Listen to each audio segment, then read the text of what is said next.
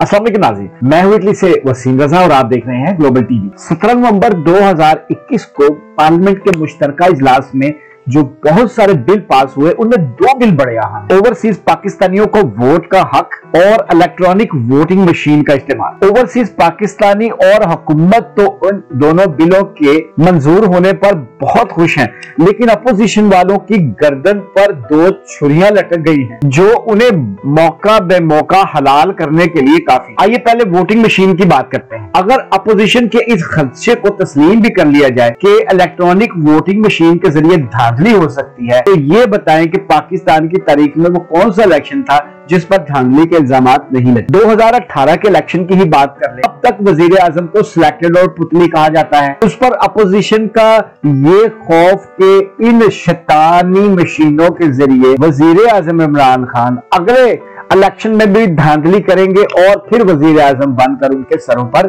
सवार हो जाएंगे। बेहतर यही था कि अपोजिशन हुकूमत के साथ बैठकर इन दो बिलों और दीगर बिलों के ऊपर कुछ ले दे करके आपस में शीरो शकर हो जाते और कोई ऐसी मुश्तरका हिकमत अमली पर आमादा हो जाते जिससे अवाम को फायदा होता। लेकिन अब सूरत हाल ये है कि हुकूमत ने अक्सरियत साबित कर दी है और बिल मंजूर करवा लिए हैं, तो अब अपोजिशन क्या करेगी? जाहिर है इन बिलों के खिलाफ अपोजिशन या तो अदालतों का रुख करेगी और या सड़कों पे आएगी। अपोजिशन ने सड़कों पर आकर तो उसका नतीजा देख लिया है, अब अदालतों का रुख करके भी देख ले। लेकिन ये बेहतर यही होगा कि इलेक्ट्रॉनिक वोटिंग मशीनों का इस्तेमाल करके देख लिया जाए और अगर उस सिस्टम में खामियां हो तो उनको बेहतर करने की कोशिश की जाए। इससे कम से कम हमारे मौजूदा इंतखामी निजाम में धांधली के जो सैकड़ों तरीके इस्तेमाल किए जाते हैं, उन पर काबू पाने में मदद मिलेगी। ईवी मशीनों के इस्तेमाल पर बिलावल भुट्टो का मौक़िफ़ ये है कि हम आज ही से नए इलेक्शन को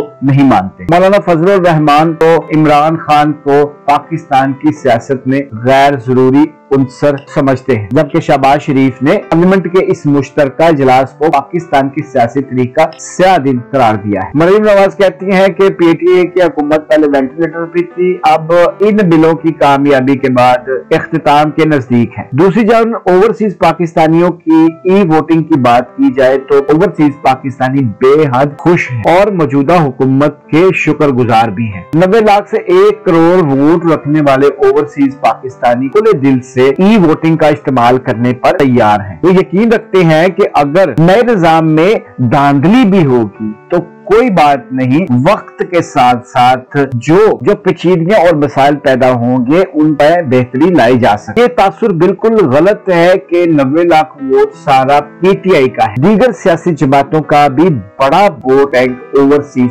पाकिस्तानियों की शक्ल में मौजूद है। तो फिर ये कहना कि वोट मुल्तान का होगा और वो डाला जाएगा पेरिस में, ये महज अवाम को गुमराह करने वाली बात है। जिस तरह पाकिस्तानी अवाम को इल्म से, तालीम से दूर रखा गया है, उसी तरह इस नई टेक्नोलॉजी से भी वोटर को महरूम करने की साजिश की जा रही है। पार्लियामेंट के मुश्तरका इजलास के मामले को एक तरफ रखें, ये देखें कि इमरान खान वजीर आजम इस बार भी मक्खन से बाल की तरह साफ और बासानी निकल गए। वो कुछ लोग कहते हैं ना कि खान को गैब से मदद मिलती है। खान की मदद के लिए कौन कौन सी ताकतें कारफरमा है, इसके बारे में फैसला आपने करना है। अपनी राय जरूर दीजिएगा और अगर आपने अभी तक ग्लोबल टीवी को सब्सक्राइब नहीं किया तो सब्सक्राइब कर ले ताकि तुरंत अफेयर्स के हवाले से तमाम तर खबरें आपको मिलती रहे। अब तक के लिए इतना ही, अपना ख्याल रखिएगा।